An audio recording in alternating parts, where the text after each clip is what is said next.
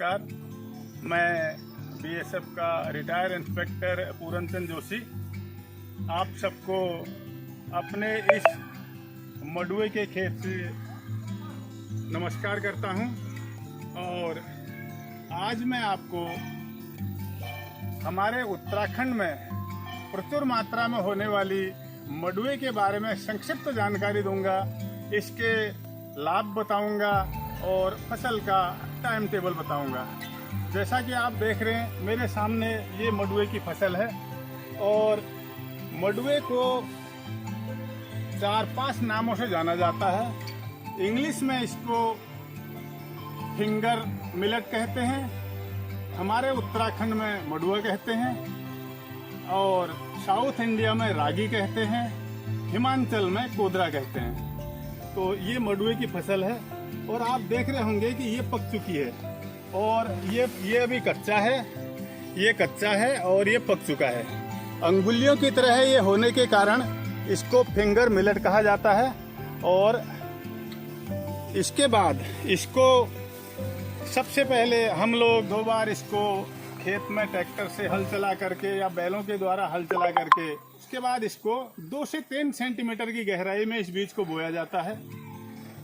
3.5 से लेकर 4 महीने के अंदर ये पैदा हो जाता है और लगभग 2.5 से 3 फीट तक इस पौधे की हाइट होती है। और हमारे उत्तराखंड में एक और रिवाज है, इस मडुए के बीच में हमारे यहाँ एक काले भट्ट की दाल होती है, उस दाल को भी बीच में बो दिया जाता है। आप ये देख रहे होंगे ये काला भट्ट है और इसमें अभी ये फल लगने शुरू हो गए हैं। तो पहले मडुआ कटेगा और उसके बाद ये काले भट्ट की दाल को निकाला जाएगा।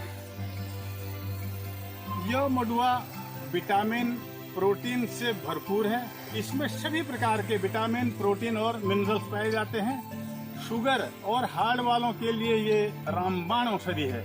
अगर इसकी रोटी खाई जाए, इसके बिस्कुट खाए जाएं, इसका दलिया खाया जाए और खीर बना करके या अन्य प्रकार से इसको भिगो करके अंकुरित करके खाने से दुनिया भर के इसमें मिनरल्स और विटामिन और प्रोटीन पाए जाते हैं, जिससे सबसे बड़ी जो बीमारी आज के समय में कैंसर, ब्लड प्रेशर, शुगर, इनको ये बहुत ही जल्दी कंट्रोल कर देता है और कई मामलों में तो जड़ से भी समाप्त कर देता है।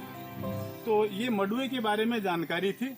ये हमारे देश में हिंदुस्तान में सबसे ज्यादा उत्तराखंड, हिमाचल, कुछ हद तक जम्मू कश्मीर और महाराष्ट्र, तमिलनाडु तथा कर्नाटक में पाया जाता है। साउथ इंडिया में इसको रागी कहते हैं और हिंदुस्तान में कुल मिला के कहा जाए तो सबसे ज्यादा फसल इसकी कर्नाटक में होती है।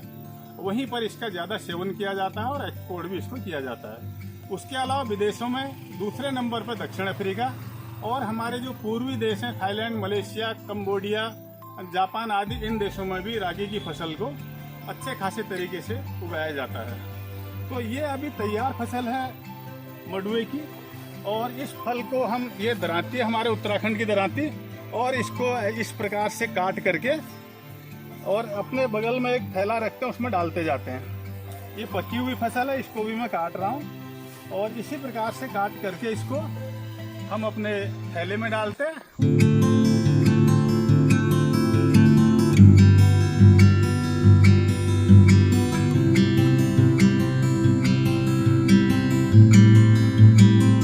उसके बाद घर ले जा करके इसको आंगन में सुखाया जाता है। जब ये सूख जाता है उसके बाद इसको कुटाई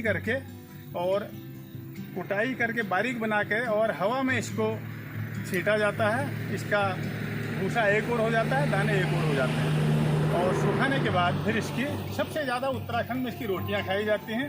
रोटियां भी 3 प्रकार से खाई जाती हैं। नंबर 1 गेहूं का आटा और मडुए का आटा मिक्स करके उसकी रोटी, जिसको मिक्स रोटी कहते हैं, और एक शुद्ध रूप से इसी मडुए के आटे की रोटी जो काले कलर में होती है। और तीसरा, दोनों आटों को अलग अलग गूंदा जाता है, गेहूं का आटा अलग से और मडुए का आटा अलग से। गेहूं के आटे का होल बना करके जैसे समोसे में आलू भरा जाता है, उसी प्रकार से गेहूं के आटे में मडुए का आटा भर करके फिर गोल बना के और उसको बेल करके बनाया जाता है। उसको हमारे यहाँ पर लेसू रोटी कहते हैं। ये सर्दियों में बहुत ही गर्म होती है, आरामदायक होती है और बहुत ही स्वास्थ्य के लिए कारगर है। हर इलाके में एक एक मोटा अनाज पाया जाता है। जैसे जम्मू कश्मीर, हिमाचल, पंजाब में मक्की को मोटे अनाज के रूप में लेते हैं, राजस्थान, गुजरात में ज्वार और बाजरे को लेते हैं, तो हमारे उत्तराखंड और कर्नाटक तथा पूरे दक्षिण भारत में ये मडुए को मोटे अनाज के तौर पर लिया जाता है। तो ये मोटे तौर पर इसकी जानकारी थी। इसके फायदे और नुकसान थे। नुकसान इसका कोई भी नहीं है, फायदा ही फायदा है कुल मिला करके। और सबसे बड़ी बात यह है कि इसको उगाने के लिए पानी की जरूरत नहीं पड़ती है। ये बिना पानी की खेती है, इसमें किसी भी प्रकार की कोई खाद की जरूरत नहीं है, पूर्ण रूप से ऑर्गेनिक है, यानी कि जैविक है। और हमारे देखिए ये पूरा ये हमारा मडुए का खेत है, जिसमें हमने मडुआ बोया हुआ है, और आधे में मडुआ और आधे में उसके बाद जो काली दाल मैं आपको बता रहा था भट्ट की, वो यहाँ पर बोई हुई है।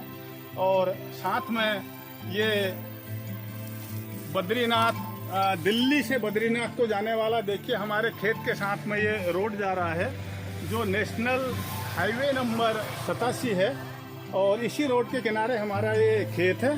और यहाँ पे हमने अपने गाड़ी रखने के लिए एक गैरेज भी बनाया हुआ है। और इसके ठीक इस गैरेज के अगर आप पीछे देखते हैं तो आपको हमारा घर भी दिखाई दे रहा है, ऊपर गुलाबी रंग से, जिसके छत में झंडा लगा हुआ है, धार्मिक ध्वज लगा हुआ है।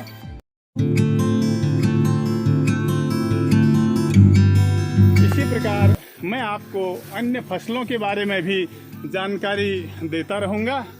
और बहुत ही शानदार सीनरी है हमारे उत्तराखंड की।